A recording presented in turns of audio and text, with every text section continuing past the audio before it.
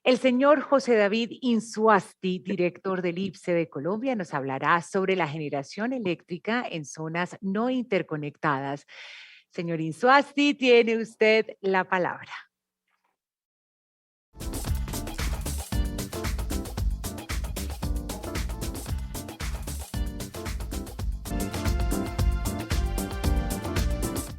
Muy buenos días a todos. Primero agradecerle a Gasnova por la invitación a este Congreso Internacional del GLP Clean Energy y participar en este espacio. Hoy traemos una presentación sobre las zonas no interconectadas y la oportunidad que como sector público estamos viendo que el GLP y el gas en general tiene un rol y una participación en este reto gigante que tenemos en cerrar las brechas energéticas del país. Antes de puntualizar un poco sobre el rol que puede jugar el GLP en las zonas no interconectadas, me gustaría comentarles y compartirles a todos los que nos están viendo en este panel y en este foro cuál es la realidad de las zonas no interconectadas. Las zonas no interconectadas son aquellas zonas, áreas del país donde la red eléctrica nacional no llega por diferentes razones, no llega por razones económicas, no llega por razones de distancias, de dispersión de los usuarios y se concentra principalmente en los departamentos más rurales del país, Amazonas, Bichada, Guaviare, Guainía, la costa pacífica colombiana, San Andrés, la Alta Guajira, el Putumayo y diferentes zonas incluso dentro de los departamentos no tienen una conectividad energética a través de las redes.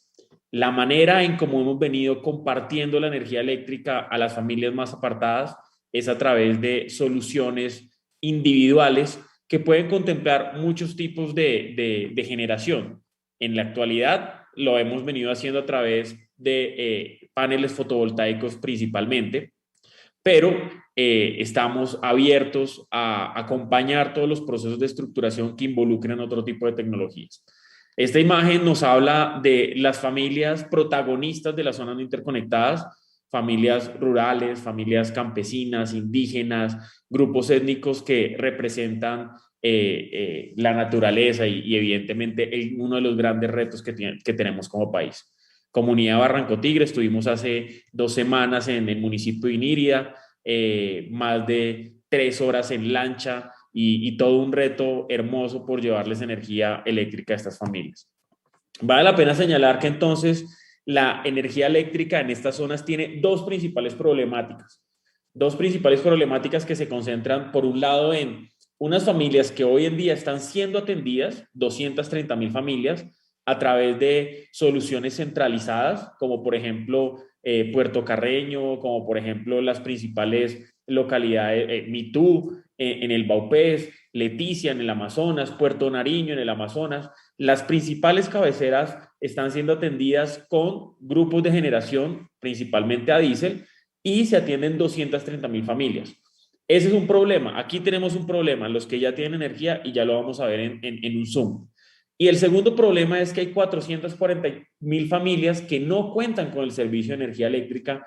Por lo tanto, el IPSE tiene que atacar y trabaja con el sector energético en esas dos problemáticas. Veamos un zoom en estas dos. Lo primero es que hay un plan de trabajo para la universalización del servicio. Recordemos que uno de los objetivos de desarrollo sostenible nos lleva a que nos comprometamos como país a que en el 2030 vamos a tener un servicio universal en todo el territorio nacional. Según el PIEC, las cifras del Plan Indicativo de Cobertura de Energía que lidera y realiza la UCME, hay más de 500.000 familias sin energía eléctrica. No obstante, el gobierno nacional se comprometió con cerrar las brechas y en este cuatrenio energizar a 100.000 familias con recursos públicos. En ese proceso, a hoy, ya se llevan más de 60.000 familias conectadas por primera vez al servicio de energía eléctrica, de las cuales cerca de 30.000 se han realizado en las zonas no interconectadas con soluciones fotovoltaicas y otras tantas se han realizado a través de la expansión de las redes eléctricas nacionales. En este momento hay un plan de trabajo con el gobierno nacional para que desde diferentes fuentes se logre ese propósito de alcanzar estas 100.000 familias en este cuatrenio y adicionalmente trabajamos en una hoja de ruta para seguir ampliando cobertura. De esas 440.000 familias, ya 317.000 identifica este PIEC y este programa, este plan, que no son interconectables, es decir, que tendremos que seguirles llevando energía eléctrica a través de o soluciones individuales o microredes aisladas que requieren una estructuración de un grupo de generación y de la construcción de unas redes para unas familias. Y 123.000 serían interconectables al sistema. Y por otra parte, tenemos un reto también muy grande, que es el de energizar y ampliar las horas de cobertura de las 230.000 familias que actualmente tienen energía, pero que no cuentan con un servicio permanente de energía. De las 230.000, solo 56.000 tienen un servicio 24 horas. Las otras 148.000 familias tienen un servicio parcial. ¿Por qué sucede esto? Porque la manera en cómo se asigna el cupo de combustible o la manera en cómo se genera la energía es a través de diésel. Y ese diésel se subsidia a través de unos cupos de combustible que asigna el instituto, realiza una preasignación, una identificación de las necesidades conforme a una reglamentación vigente, y el Ministerio de Minas y Energía, con base en esa identificación que realiza el instituto, asigna unos cupos de acuerdo a una resolución que otorga unas horas de generación subsidiadas. Las comunidades pudieran tener más horas, pero tendrían que pagar el costo de ese combustible adicional. Entonces, lo que termina pasando es que, dadas las condiciones de estas zonas, estas familias tienen servicios de 4, 6, 8 horas de acuerdo a lo que la resolución establece, y tienen un servicio parcial. Entonces ahí tenemos un reto de cómo llevamos a estas 148.000 a tener 24 horas de energía, y adicionalmente a las que ya lo tienen, cómo podemos garantizar una sostenibilidad a largo plazo y un proceso de sustitución de diésel. Y aquí la buena noticia es que hay 26.000 familias que están siendo atendidas con soluciones individuales fotovoltaicas. Si quisiéramos tomar una foto de cuál es la necesidad energética de las zonas no interconectadas y garantizáramos un mínimo vital, que es la manera en cómo hemos venido ampliando cobertura, sería que la capacidad total que requeriría la ZNI para atender la demanda estimada sería de 771.000 kilovatios. En la actualidad, la capacidad instalada solamente representa 299.000 kilovatios, de las cuales el 89% se genera con diésel y el 11% con fuentes no convencionales de energías renovables. Aquí vale la pena señalar que cuando llegamos al gobierno, en las zonas no interconectadas, el 95% se generaba con diésel y solo el 5% con fuentes no convencionales de energías renovables, incluyendo las centrales hidroeléctricas que actualmente funcionan en la ZNI. Este porcentaje se ha venido ampliando hacia las fuentes, precisamente porque hemos venido haciendo un esfuerzo gigante en transformar la matriz energética también en las zonas no interconectadas, disminuyendo el consumo del diésel en estas zonas y promoviendo soluciones de energía con fuentes no convencionales. ¿Qué hace el instituto? El instituto, por un lado, tiene tres propósitos principales, nos hemos enmarcado. El primero es promover la implementación de soluciones de energía limpia con recursos públicos, y por ello estructuramos proyectos, presentamos proyectos a los fondos públicos, tanto del orden nacional como del orden territorial, acompañamos a los terceros, a los alcaldes, a las gobernaciones, a las empresas que realizan este proceso de presentación de proyectos para que puedan ser sujetos de asignación de recursos públicos, y realizamos un seguimiento a la viabilización y pues por ende también asignamos recursos, promovemos permanentemente la estructuración de estos proyectos. Adicionalmente, nos hemos planteado que uno de los roles principales del IPSE es optimizar el rendimiento de los activos que ya se encuentran instalados en las zonas interconectadas. ¿Y cómo hemos venido optimizando esos activos? Por un lado, enfocándonos en el mejoramiento de la prestación del servicio, identificando cuál es la manera en cómo se puede optimizar ese activo energético, cómo se pueden ampliar las horas de cobertura a través de fuentes no convencionales de energías renovables, y realizando una mejor gestión de activos que nos lleven a disminuir, entre otros, los gases de efecto invernadero.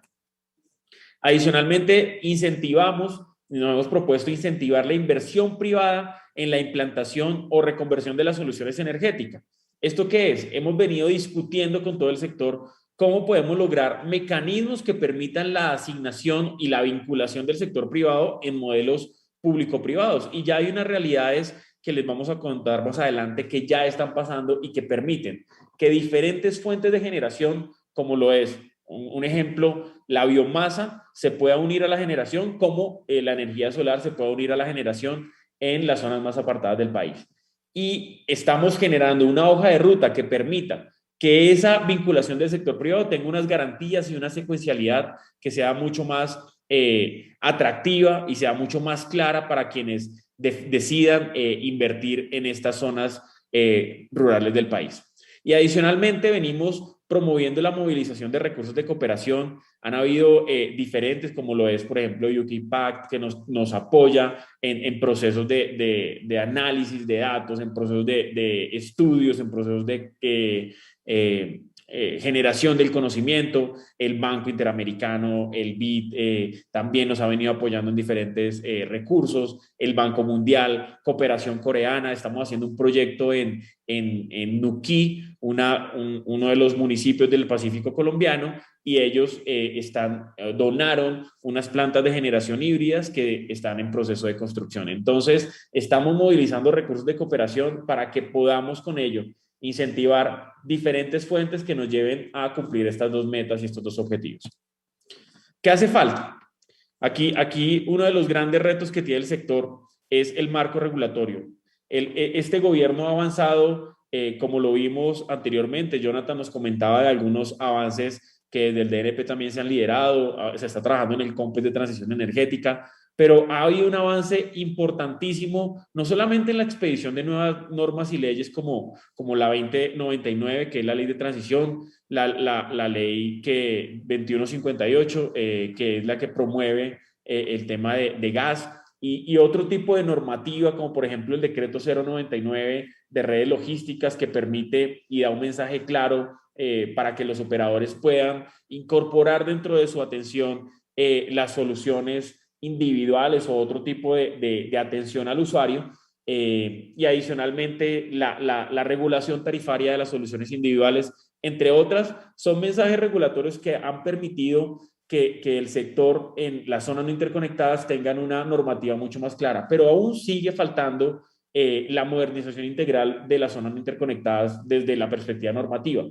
La CREC tiene incluida dentro de su agenda regulatoria la actualización de la regulación en estas zonas, y creemos que ahí hay mucho por trabajar. Adicionalmente, ese marco institucional de la superintendencia, todo el rol que la superintendencia de servicios públicos realiza en las zonas no interconectadas, tiene un reto gigante que sabemos que se ha venido trabajando, pero creemos que aquí falta acelerar este proceso para que hayan mensajes mucho más claros que permitan nuevos agentes, nuevas tecnologías, como lo es las fuentes no convencionales, el gas combustible, el GLP, el gas natural, y con ello nuevos esquemas transaccionales mucho más claros para cualquier tipo de inversionista. Pasando entonces al objetivo de este panel, bueno, y entonces, ¿cuál es el rol del GLP? Nosotros consideramos que el GLP es una de las alternativas importantes para transformar la matriz en las zonas no interconectadas. ¿Por qué? Veamos que, como les comentaba, el 89% de la generación en las zonas no interconectadas se realiza con diésel. 2.5 millones de galones al mes permiten que se genere esta energía eléctrica en las más de 1.900 localidades que actualmente están siendo atendidas. Máquinas diésel trabajan con tasas de eficiencia menores a las reconocidas por la CREG. Por ponerles un ejemplo, en el costo usuario, ¿sí?, de los 1.500 pesos que aproximadamente se paga por kilovatio, 1.200 corresponden a la generación. Son costos altísimos en la generación, que adicionalmente requieren una logística muy compleja para su traslado, su transporte, su mantenimiento, y que por ende se requiere complementar ese esquema de generación. Por un lado, con recursos de fuentes no convencionales de energías renovables, y ahí sale con gas combustible una de las opciones de reemplazar esa matriz y adicionalmente ampliar las horas de generación en estas comunidades apartadas. Eso nos logra más eficiencia energética, menos emisiones de gases de efecto invernadero, más calidad de servicio en las zonas no interconectadas. Vamos a mostrarles acá entonces cuál es el mapa de la generación y de la capacidad instalada actualmente en las zonas no interconectadas. La principal zona que más gas combustible, perdón, más diésel consume y que tiene una capacidad instalada mayor es evidentemente San Andrés y Providencia. Tiene instalados o tiene una capacidad instalada de más de 90.000 kilovatios. En segundo lugar está Nariño, todo el departamento del Nariño. En las zonas no interconectadas tiene una generación a diésel con más de 30.000 kilovatios. El Amazonas, evidentemente, en Leticia, la capital, tiene un alto consumo de diésel, y asimismo en la costa pacífica colombiana, entre el Chocó, el Valle y el Cauca, pues evidentemente hay una alta demanda de diésel, dadas las condiciones y la manera en cómo hoy generamos. Y evidentemente Bichada, Puerto Carreño, tiene unos grupos de electrógenos que generaban la energía eléctrica y que a partir de unos meses hemos venido sustituyendo a través de una planta en biomasa que se instaló en la comunidad de Puerto Carreño, que es la capital del departamento del Bichada. ¿Cuál es el marco regulatorio para promover la sustitución de diésel a través de el GLP, a través del gas? Pues por un lado, no solamente la ley 1715, que se expidió en el 2014, ¿sí? 2015, empieza a regir esta ley. En el artículo 9 señala que se debe promover, ¿sí?, el gobierno implementar un programa destinado a sustituir la generación con diésel en las zonas no interconectadas. Es un artículo 9. El artículo 35 también señaló que el uso del GLP debía utilizarse cuando fuera más eficiente para la generación eléctrica a cambio de diésel. Y este combustible recibirá también subsidio en la generación. Y en el 2021, la ley 2099, como lo mencionábamos, establece que el instituto estará facultado para estructurar, presentar, viabilizar ante todos los fondos públicos, entre otros, planes, programas, proyectos, tanto en el Sistema Interconectado Nacional como en la ZNI, dirigidos a promover, desarrollar e implementar fuentes no convencionales de energías renovables, mecanismos de sustitución a fuentes no convencionales y combustibles más limpios. Y adicionalmente, la ley 2128, como lo mencionábamos, que es la ley de gas combustible, en su artículo 8, le impone al gobierno que priorice los proyectos de sustitución de diésel por gas combustibles, y nos involucra como instituto a realizar un plan de implementación de proyectos de sustitución con un plazo de un año, hacer una hoja de ruta para ese plan de implementación. Ya venimos trabajando con el Ministerio de Minas y Energía y hoy queríamos contarles un poco cómo hemos venido construyendo ese plan. En primero, la metodología que estamos utilizando para priorizar los proyectos en la sustitución de diésel, pues tiene un objetivo, que es el de identificar cuáles serían las localidades de las zonas no interconectadas donde es prioritario la sustitución de plantas diésel por fuentes no convencionales de energía o gas combustible. Y en ese sentido, pues hemos hecho una matriz, ¿sí?, que nos permite identificar unas variables y ponerle un puntaje cuáles serían las prioridades de sustitución. Y ahí hicimos todo un análisis de las más de 1.900 localidades que tienen las zonas no interconectadas e identificamos el costo por usuario, la capacidad instalada, los índices de la prestación del servicio, el índice de eficiencia y de pérdidas, y eso arrojó unos puntajes que nos permiten hacer un enfoque de cuáles deben ser las zonas prioritarias en la sustitución. Identificamos que prioritariamente debiera ser el Valle del Cauca, ¿sí? En segundo lugar Bolívar con Isla Fuerte, Guaviare en Miraflores, Chocó, Acandí, Capurganá, pues que hace parte de Acandí, y en el Bichada en Cumarío. Y en esos scores, pues hemos visto, oiga, ¿qué está pasando en estas localidades? Si ya hay planes de sustitución, si hay proyectos en curso, y con ello poder seguir trabajando en la caracterización y en la metodología de priorización de sustitución de diésel. Entonces, caracterizando la generación de las zonas no interconectadas, pues hemos establecido una selección de criterios técnicos como ya se los mencioné para la etapa de análisis de datos. Eso, pues como les decía, capacidad instalada, energía total generada, el índice de eficiencia, índice de las prestaciones de servicio, horas de prestación al servicio, horas de servicio de promedio al día, y eso me dio un índice de calificación de 82 localidades priorizadas que ya cuentan con unos indicadores de medición a través de telemetrías que realizamos desde el instituto, y con ello identificamos el potencial energético de esta muestra. Ahí iniciaremos un proceso de acercamiento con los operadores. Ya ese es el paso que sigue. Y en este tipo de espacios, como el foro de hoy, nos permite contarles que estamos en este proceso y queremos involucrarlos e invitarlos a que revisen la posibilidad de cómo poder involucrar la generación con GLP o con gas natural o con gas combustible, la sustitución del diésel en las zonas no interconectadas.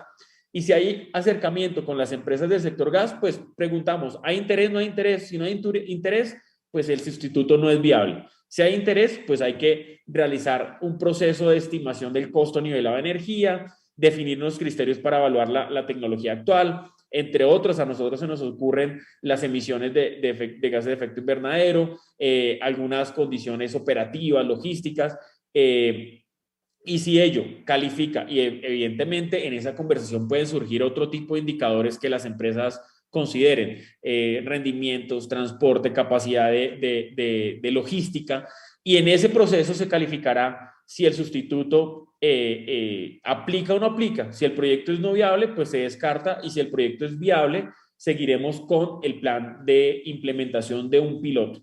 Y esa es la hoja de ruta que nos hemos trazado con el ministerio. Estamos terminando de caracterizar, ya tenemos unas variables como se las indicamos, tenemos unas zonas priorizadas, unas localidades establecidas. Pasaremos al proceso de acercarnos con el sector, contarles en qué estamos para que sigamos retroalimentando, y con ello definir y continuar con esta hoja de ruta que nos llevará a implementar un piloto o varios pilotos en las zonas no interconectadas. Y aquí se requiere lo que les decía. Hay que evidentemente revisar e identificar cuáles son los ajustes normativos necesarios a nivel ya de decreto, de resolución, de tarifa, de modernización del sistema, también en la Superintendencia para el Reporte de Datos, y con ello, con esa identificación de estos ajustes normativos, pues evidente podremos sacar adelante un piloto que nos permita sustituir con gas la generación en las zonas interconectadas. ¿Cuáles son los pasos a seguir para poder lograr o llevar a cabo la implementación de un proyecto? Es pues definir una prefactibilidad, seleccionar esa muestra de localidades, establecer un modelo regulatorio, que es lo que venimos revisando paralelamente, revisar cuál será el esquema de financiación, revisar cuál es el esquema de factibilidad y el diseño detallado de las localidades, y pues pasar a la fase de ejecución. ¿Cómo nos imaginamos el modelo? Hoy tenemos un modelo de negocio en el cual la generación se centra principalmente en el diésel, y casi que el 100% es financiado con recursos públicos, por no decir que el 100% es financiado con recursos públicos, tanto en la generación como las inversiones necesarias que se tienen que realizar para los grupos de electrógenos. El instituto está vinculado en establecer ese cupo de combustible, y como les decía, el Ministerio de Minas y Energía es quien le asigna el subsidio al usuario y quien determina a través de una resolución cuál es el cupo finalmente establecido con base en la estimación que realizó el instituto.